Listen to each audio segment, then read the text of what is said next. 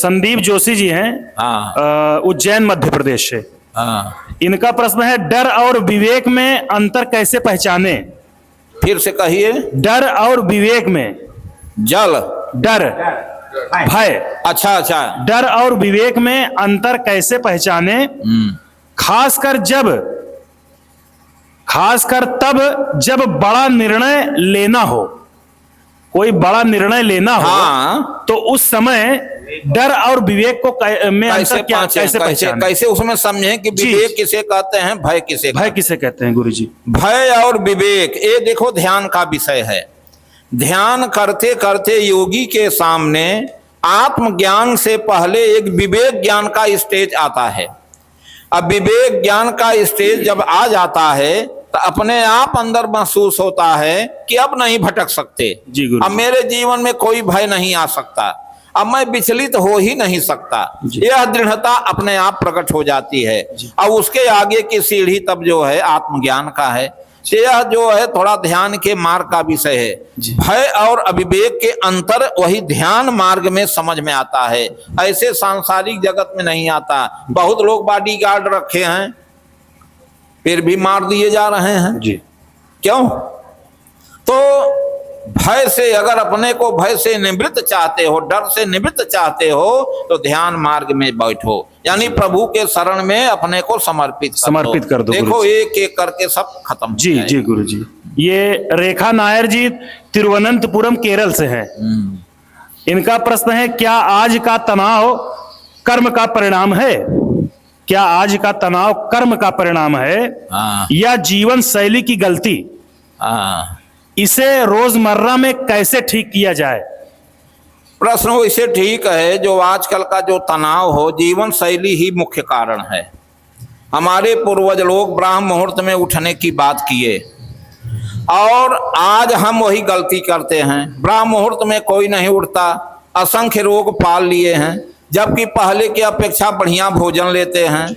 यहाँ आंख भोर हुई नहीं कि बिड टी लेते हैं, मंजन तो तुई नहीं किए हैं, यानी स्वच्छता का अभाव, यानी जीवन की शैली, यानी जो हमारी दिनचर्या है जैसी पवित्र और साफ होनी चाहिए, दिनचर्या में ये सब कमियां बार बार गलती करते रहने से तनाव आ जाता है और तनाव के कारण जीवन जो है दुखित हो जाता है। इसलिए अपने जीवन शैली को जो है संभालना चाहिए, सुधारना चाहिए। और जीवन शैली तब सुधरेगा, यूट्यूब के सहारे नहीं सुधरेगा, रामायण गीता से सुधरेगा और सत्संग करने से सुधरेगा। ठीक है। प्रैक्टिकली अगर प्रयोग के तौर पर या तो पुस्तकों का अध्ययन करो, लेकिन अगर उस पुस्तकों के अध्ययन का अर्थ हम नहीं जानते, इसलिए कि व्याकरण नहीं जानते, वो भाव नहीं समझ पा रहे हैं, तो उस भाव को समझने के लिए वो भाषा सीखनी होगी। और अगर अब ये सब में बहुत समय लगेगा, इससे सबसे सरल उपाय है कि साधु महात्मा बैरागी के पास चले जाओ, बिना फीस का, बिना स्कूल कॉलेज का, थोड़े समय में बहुत बड़ा जो है ज्ञान मिल जाएगा, जिससे आपकी जीवन शैली में सुधार हो जाएगा।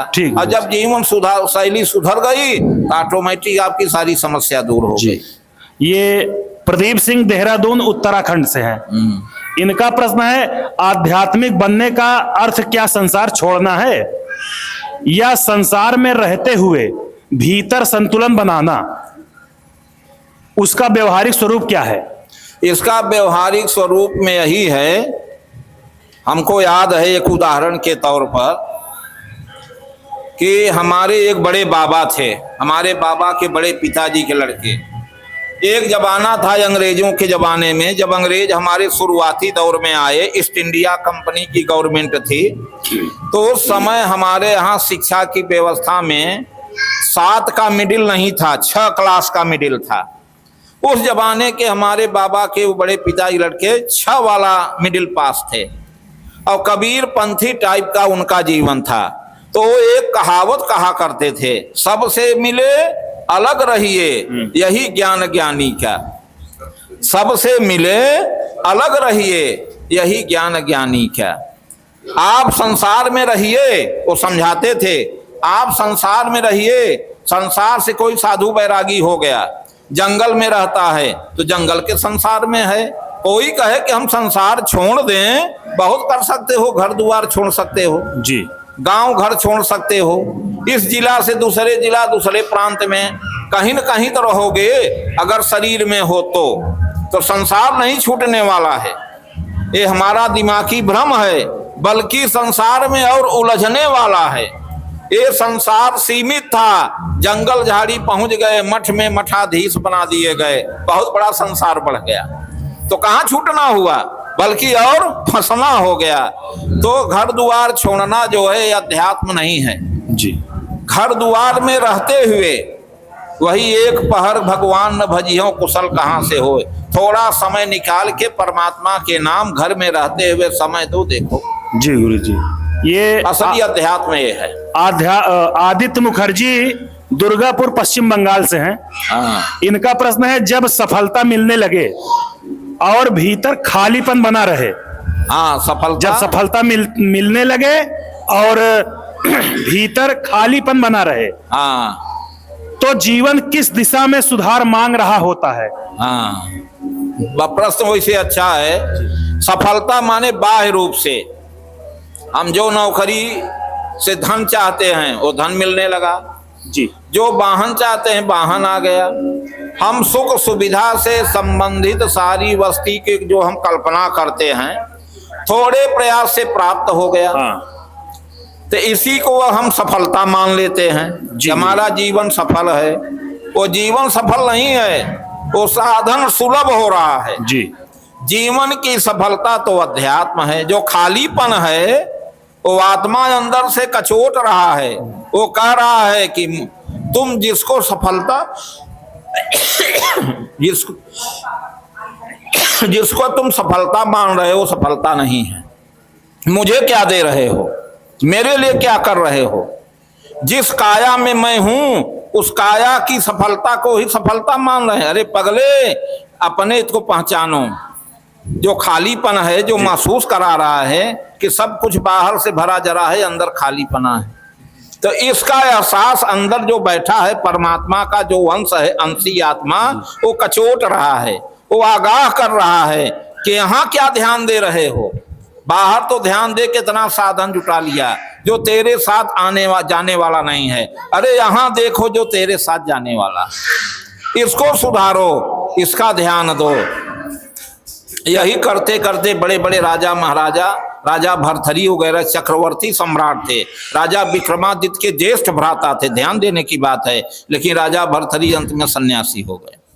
कहने का मतलब अंदर की जो पुकार है, जो बेचैनी है, खालीपन है, उसको दूर करने के लिए आप भजन की ओर लौट चलो। जी जी गुरु। अब भजन की शुरुआत शब्द से होता है, शब्द यानी मंत्र जाप या नाम जप से जी, तभी खालीपन दूर होगा। जी गुरु। ये हल यही है। ये मनोज पाटिल जी कोल्हापुर महाराष्ट्र से हैं। शोरगुल हो रहा है पीछे। ये मनोज पाटिल, हाँ ये कोल्हापुर महाराष्ट्र से हैं। हाँ क्या सेवा केवल दान से होती है हाँ या अपने कार्य को ईमानदारी से करना भी सेवा है? इसे जीवन में कैसे उतारें? देखो, जहाँ सेवा की बात आती है, ईमानदारी से आप अपना कार्य कर रहे हो। अगर परिवार तक ही आपका कार्य सीमित है तो स्वार्थ परायण है, वो सेवा में नहीं आएगा। वो क्या है में आएगा? कर्तव्य में आएगा।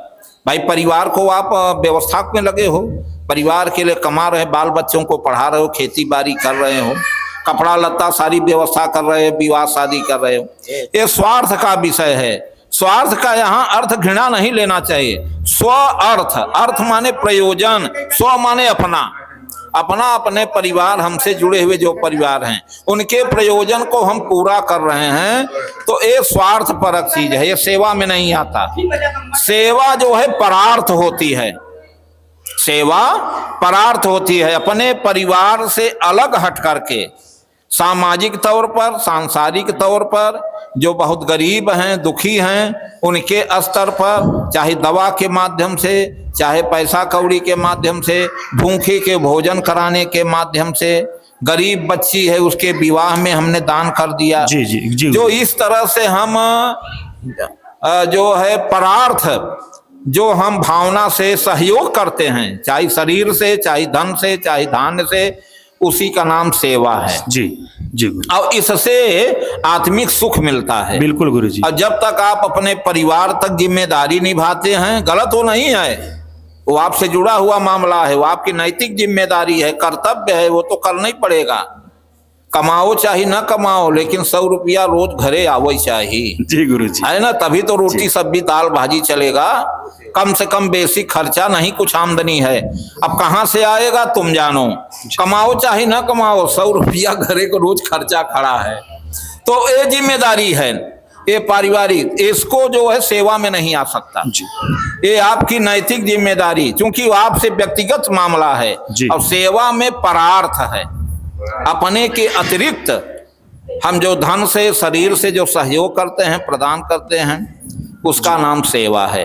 और परार्थ सेवा करने से ही आत्मिक सुख मिलता प्राप्त होता है। ये कविता मेहता राजकोट गुजरात से हैं। इनका प्रश्न है कि जब मन बार बार अतीत में उलझे, हाँ, तो वर्तमान में लौटने की सबसे सरल आध्यात्मिक और व्यवहारिक विधि क्या है? हाँ, फिर से कहिए। जब मन बार बार अतीत में उलझे, हाँ ठीक, तो वर्तमान समय में लौटने के लिए रास्ता क्या है, आध्यात्मिक या व्यवहारिक? अब एक वाक्य में तो उत्तर है आध्यात्मिक जी। क्योंकि मन अतीत का मतलब है, जब ध्यान में योगी बैठ जाता है तो मन गुम हो जाता है। चाहे उस शरीर के टुकड़े टुकड़े कर दो, उसको कोई फर्क नहीं। इसका मतलब उसका मन जो इंद्रियों का स्वामी है, जो पीड़ा दर्द एहसास कराने वाला है मन, वो तो अतीत में चला गया। अतीत का मतलब शरीर से परे हो गया, परे हो गया जी, संसार से परे हो गया जी। अब वो जब तक धरातल पे वो नहीं उतरेगा, तब तक आपको कुछ समझ में नहीं आएगा जी। तो वो जो विधि है अध्यात्म का क्षेत्र है, वो व्यवहारिक क्षेत्र में। व्यवहारिक क्षेत्र में तब जब वो उतरेगा, शरीर में पुनः आ जाएगा, आंख खुलेगी, तब व्यवहार शुरू होगा। और जब तक आंख मूंदे है, वो गुम है, संसार से परे हो गया है मन, तो आध्यात्मिक क्षेत्र है, वो व्यवहारिक हो ही नहीं सकता। कहने का अर्थ है गुरु जी की सरल तरीका आध्यात्मिक ही है। आध्यात्मिक ही है जी। हाँ सर। तो आज का ये आखिरी प्रश्न है, ये विक्रम शेखर रांची झारखंड से है। हाँ, इनका प्रश्न है कि जीवन का उद्देश्य क्या जन्म से तय होता है या अनुभव से बनता है?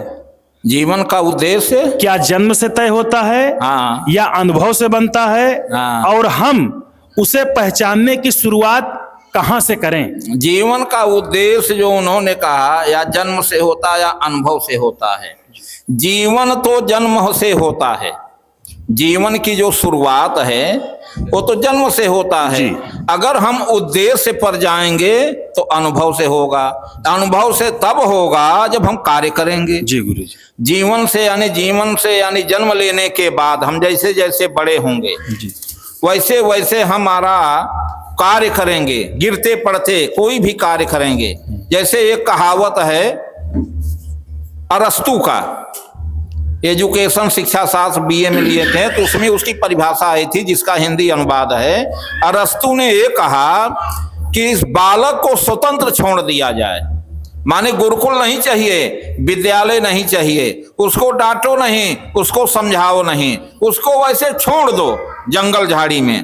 वो जब गिरेगा, चोट लगेगा, पीड़ा महसूस होगा तो सुधार करेगा, तो अपने आप वो बालक में शिक्षा प्रकट होने लगेगी और वो शिक्षित होता चला जाएगा। अरस्तु की परिभाषा है। लेकिन अब इसमें लेकिन है, एक चीज को समझने के लिए पता चला कई जन्म लग गए। जब कोई समझाने वाला मिलता है तो थोड़े समय में अधिक बात वो समझ लेता है, और थोड़े समय में जब अधिक बात समझेगा तो वो विधि ज्यादा ठीक है कि स्वतंत्र छोड़ दो। वो ठोकरे खाते खाते जीवन में एक दो चीज केवल सीख पाया, वो ठीक है। जब कोई माध्यम पा जाता है स्कूल का, शिक्षा का, शिक्षक का, तो वो वातावरण से कहीं ज्यादा सीख लेगा। ये ज्यादा कहीं ठीक है, बशर्ते स्वतंत्र छोड़ने के बजाय। इसके लिए पुराण में पिपलाद ऋषि का वर्णन आता है। पिपलाद ऋषि याज्ञवल्क्य जी की एक बहन थी और बाल विधवा हो गई थी, उनके आश्रम में रहा करती थी। माने एक पौराणिक आख्यान उदाहरण के तौर पर बता रहा हूं। तो उसका नाम कात्यायनी था। एक दिन अपने बड़े भाई की वो कपड़ा धुल रही थी, कपड़े में कहीं दाग था, वो लाग छुड़ा रही थी, नहीं छूटा, तो उसने अपने दांतों से वो दाग छुड़ाने लगी। अब वो दाग का एक कण उसके पेट में चला गया। अब तपस्वी का चूंकि वस्त्र है, ध्यान देने की बात है, ऊर्जा जो है तपस्वियों का उसके वस्त्र में आ जाता है। अब दांत से वो खुरचन करने से दाग तो छूटा, लेकिन उसका कुछ अंश लार और जिह्वा के माध्यम से पेट में चला गया। अब पेट में जाते ही गर्भ रह गया, पेट में जाते ही गर्भ रह गया, जबकि वो बाल विधवा थी, अपने भाई के यहां रहती थी आश्रम में। जब गर्भ रह गया, गर्भ बढ़ने लगा, तो लोक लाज के भय से वो जंगल में एक दिन भैया से बोली कि भैया मुझे थोड़ा सा जंगल में टहलने घूमने का आदेश किया जाए। कहें ठीक है, जाओ बहन, टहल घूम के चली आना जल्दी। कहें ठीक है। उसने गई, घनघोर जंगल के अंदर चली गई, एक पीपल के जड़ में उसने प्रसव किया, माने बच्चा का जन्म दिया। तो पीपल के पेड़ में वो बच्चे को जन्म दे करके वहां छोड़ करके चली आई, फिर आश्रम में रहने लगी। अब वह बालक वहीं रहने लगा। तो पिपलाद ऋषि नाम क्यों पड़ा? पीपल के पेड़ के नीचे जन्म देने वाली मां छोड़ के चली आई, शेर बाघ चीते के द्वारा, शकुन पक्षियों के द्वारा उनको जो कुछ मिल जाता था खा लेते थे, और वहीं पीपल के पेड़ में वो रहते थे। ऐसे धीरे धीरे वो बालक पीपल के पेड़ के नीचे रहते रहते बड़ा हुआ। तो एक दिन नारद मुनि को उसने देखा, वो जानता ही नहीं था कि मनुष्य कैसे होता है। नारद जी ने उसको जो है सिर पर हाथ फेरा, उसको ज्ञान हुआ कि मैं मनुष्य हूं। तब उनको दीक्षा दी, मंत्र कहा, यही मंत्र का जाप करो। मंत्र का जाप करते करते भोलेनाथ का दर्शन हुआ। तब उसको पता चला कि मैं तो मनुष्य हूं, मेरी मां ने इस कारण से मुझे छोड़ दिया था लोकलाज के भय से। लेकिन उसने एक क्रोध किया कि मेरे जो मामा थे याज्ञवल्क्य ऋषि मुझे खोजते हुए क्यों नहीं आए। याज्ञवल्क्य ऋषि कुछ पता ही नहीं है। कहा हमारी माँ ने उनके वस्त्र धुली और दांतों से खुरचन किया, वो दाग का अंश चला गया जिससे मैं पैदा हुआ, लेकिन मेरी खोज क्यों नहीं हुई? मेरी माँ तो लोकलाज के भय से यहाँ प्रसव करके छोड़ गई, लेकिन मेरे मामा जी खोजने क्यों नहीं आए? उसने एक कृत्या को, तपस्वी हो गया था, पीपल के पेड़ के रहने के नीचे नारद जी फिर आए दोबारा, उसका नामकरण कर दिया पिपलाद ऋषि, पिपलाद ऋषि। अब वो बालक जो है कृत्या प्रकट किया। अब कहा जाओ याज्ञवल्क्य ऋषि का जो है जल के राख कर दो। कृत्या वहां से दौड़ती हुई आए, आग जो है फैलाती हुई, ज्वाला फेंकती हुई। याज्ञवल्क्य ऋषि योगीश्वर थे, ब्रह्मा विष्णु महेश का आवाहन किया, कहा मेरी रक्षा करो। परमपिता ब्रह्मा जी बोले कि मैं नहीं कर सकता। श्री हरि विष्णु को कहा तो सिर नीचे कर लिया। भोलेनाथ को जब आवाहन हुआ तो भोलेनाथ कहन वश याज्ञवल्क्य तुम अपनी रक्षा स्वयं करो। कहन आप तीनों क्यों नहीं कर रहे हैं? कहन इस समस्या का निदान तो तेरे हाथ में है। इतना कह के अंतर्धान हो गए तीनों देवता। उन्होंने योग का सहारा लिया। योग में जो महान योगी होता है, जब योग साधना दृढ़ हो जाती है तो अणिमा लघिमा माने अष्ट सिद्धि नव निधि के दाता, असबर दीन जानकी माता। 8 सिद्धियां 9 निधियां ये अपने आप सिद्ध हो जाती हैं। तो 8 सिद्धि में से एक है लघिमा सिद्धि। लघिमा माने आपकी काया सूक्ष्म हो जाए, जो हनुमान जी सूक्ष्म रूप धारण करके लंका गए थे, तो उन्होंने याज्ञवल्क्य जी ने एक सूक्ष्म रूप धारण कर लिया। और जो उनके आश्रम में शंकर जी का मंदिर था, पैर में जो नख था इतना छोटा अपने को बना लिए कि उस शंकर जी के जो मंदिर में जो मूर्ति थी उसमें नख में अपने को छिपा लिया। अब कृत्या ये रहस्य नहीं जान पाई, कृत्या वापस हो गई। और जब वापस हो गई तो पिपलास ऋषि ने उस कृत्या को भस्म कर दिया। और जब भस्म कर दिया तो उसकी आत्मा, चूंकि आत्मा तो मरती नहीं, अजर अमर होती है, कहा मेरी रक्षा करो ऋषिवर। कहा जाओ कलयुग में तुम ही कलयुग में विद्योत्मा नाम की राजकन्या होगी और कालिदास नाम के एक गंवार और अपढ़ से तुम्हारा विवाह होगा, तेरा मान मर्दन होगा, ये मेरा श्राप है। वही जो विद्योत्मा कालिदास की जो कहानी आती है वही कृत्या जो है विद्योत्मा हुई। ये पुराण में कहानी हमने पढ़ा था, मैंने एक उदाहरण दिया, समझिए। तो कहने का मतलब है कुछ ऐसे हमारे अध्यात्म में ऐसी ऐसी चीजें घटित हो जाती हैं कि अब उसमें याज्ञवल्क्य ऋषि क्या गलती है? सही बात। हाँ, कोई गलती तो थी नहीं, उनको तो कुछ पता ही नहीं था। लेकिन कभी कभी दोष प्रत्यारोपण अनायास आ जाते हैं। आप मंथन करते हो इस दोष प्रत्यारोपण में हमारी क्या गलती है, मैं इसमें इन्वॉल्व नहीं हूं, मैं इसमें मौजूद नहीं हूं, मैं कारण नहीं, फिर भी मेरे ऊपर दोष मढ़ा जा रहा है। तो उस समय बड़ा जो है उलझन आ जाती है, धर्म संकट आ जाता है कि जिसमें मैं इन्वॉल्व नहीं हूं, इसका ककहरा नहीं जानता हूं इस समस्या का, इसके बावजूद जो है मुझे दोष मढ़ा जा रहा है। तो उसका बचाव भी अंत में अध्यात्म से होता है। जब संसार से न्याय नहीं मिलता तो प्रभु के चरण से मिलता है, वक्त चाहे जो लग जाए। कहने का तात्पर्य है। गुरु जी प्रणाम। हाँ मैं इच्छापुर राम भक्त सम्मान धाम से बोल रहा हूँ। हाँ, गुरु जी ओम का क्या अर्थ है? बस इतना ही प्रश्न है कि और बस, ओम का क्या अर्थ? ओम यह अक्षर ब्रह्म का प्रतीक है। अक्षर ब्रह्म माने जो हम श्रवण कान से सुनते हैं, ध्वनि। हम आप जो ककहरा वर्णमाला पढ़ते हैं वह उसको अक्षर कहते हैं ना, उसी को ध्वनि। ध्वनि क्यों कहते हैं कि एक आदमी बोलता है, हम सुनते हैं, तो जो माध्यम है उसी को ध्वनि कहते हैं। इसमें 3 मात्रा होती है। ओम, ओम में ओम, कभी कभी पुराने ग्रंथों में ओ लिखा रहता है, 3 संख्या लिखी रहती है, और म लिखा रहता है।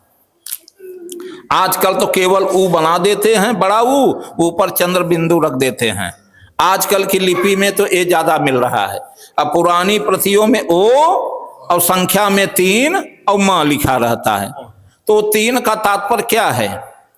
हमारे तो स्कूल कॉलेज वाले कहते हैं कि जितने शब्द हैं दीर्घ और स्वर में हैं, ओम एक ऐसा एकमात्र शब्द है जिसमें 3 मात्रा है। दीर्घ माने 1 से 2 मात्रा, 1 से 2 मात्रा होना दीर्घ, और 1 मात्रा होना ह्रस्व, ह्रस्व माने लघु। लेकिन ओम एक ऐसा शब्द है जिसमें 3 मात्रा है, क्योंकि 3 मात्रा की वजह से वो ओम, इसीलिए उसका उच्चारण दीर्घ स्वर में किया जाता है। दीर्घ से भी दीर्घ माने, और सब कहते हैं कू, एक कहते हैं ओ, माने जोड़ दे करके, माने 3 मात्रा। ये रहा शब्द की व्याख्या। अब इसका आध्यात्मिक अर्थ लीजिए।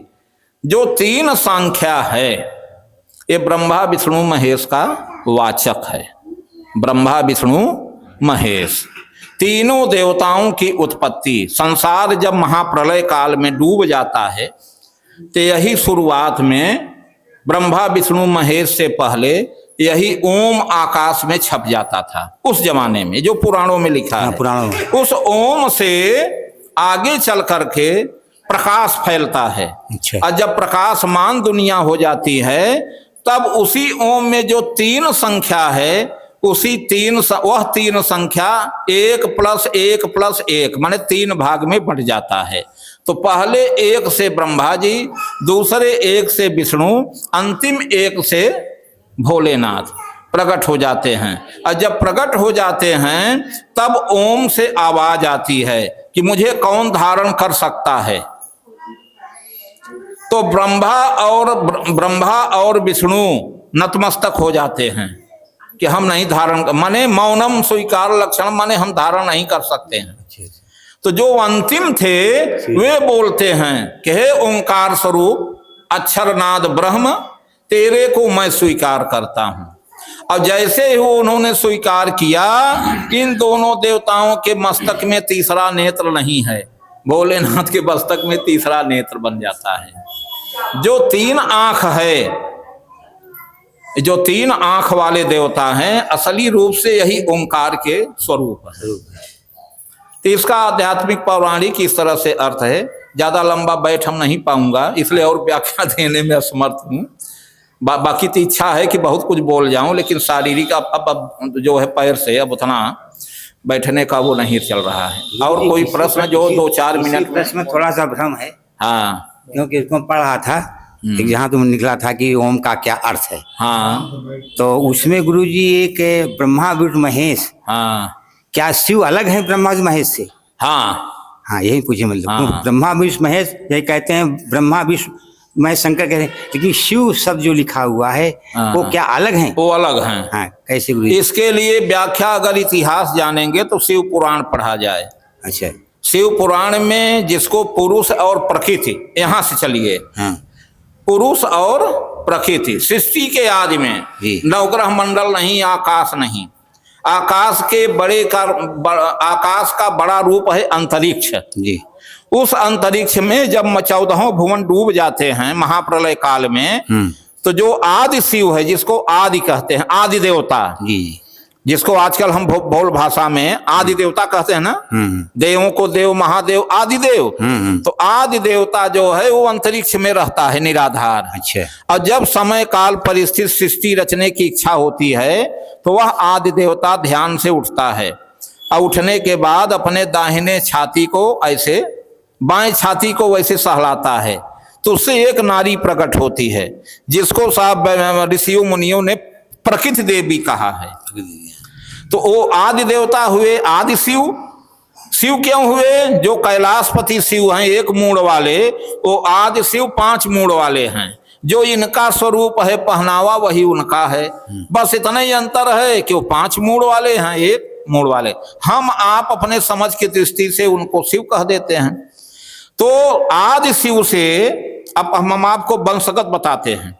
जैसे जैसे सृष्टि की इच्छा होती है सृष्टि बढ़ाते जाते हैं।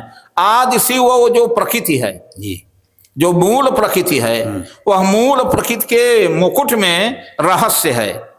उनके मुकुट में एक तरफ मोर पंख है, एक तरफ मोर पंख है, और एक तरफ द्वितीया का चांद है मूल प्रकृति के।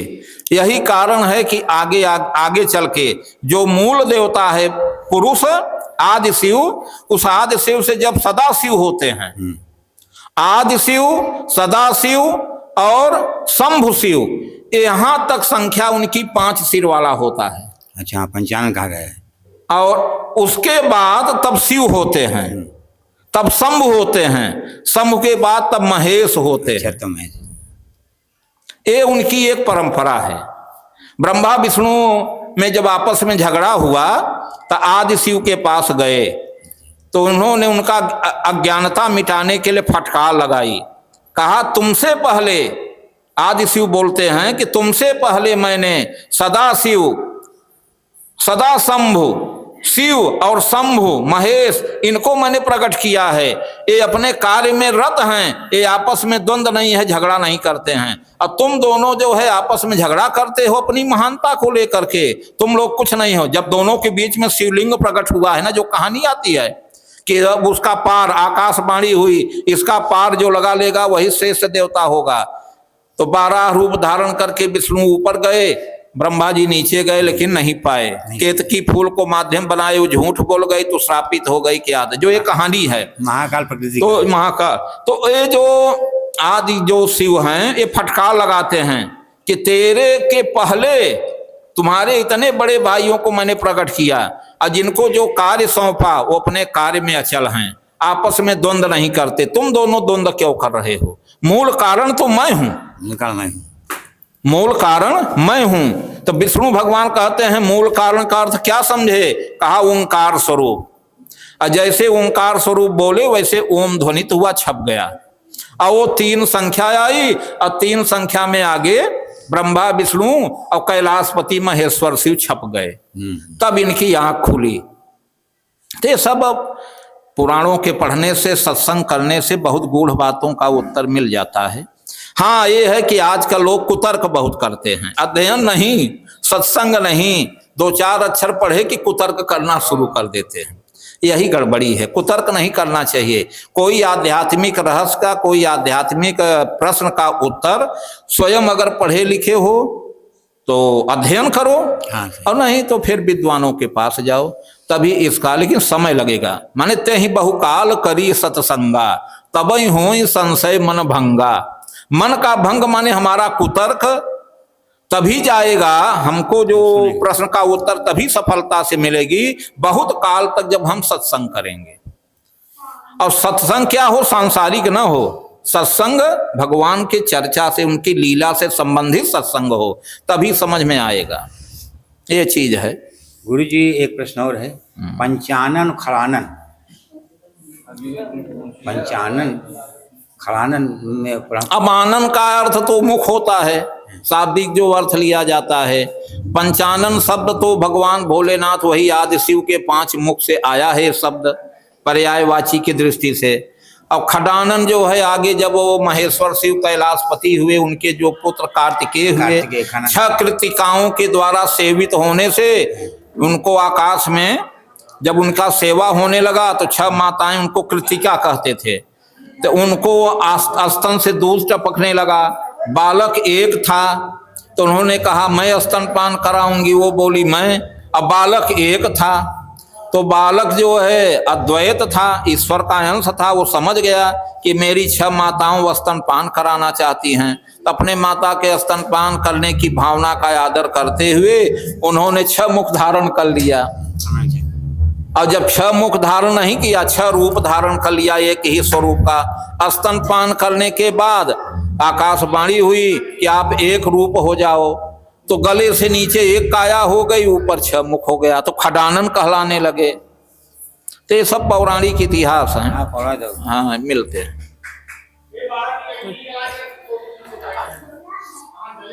गुरु जी आपके चरणों में कोटि कोटि प्रणाम।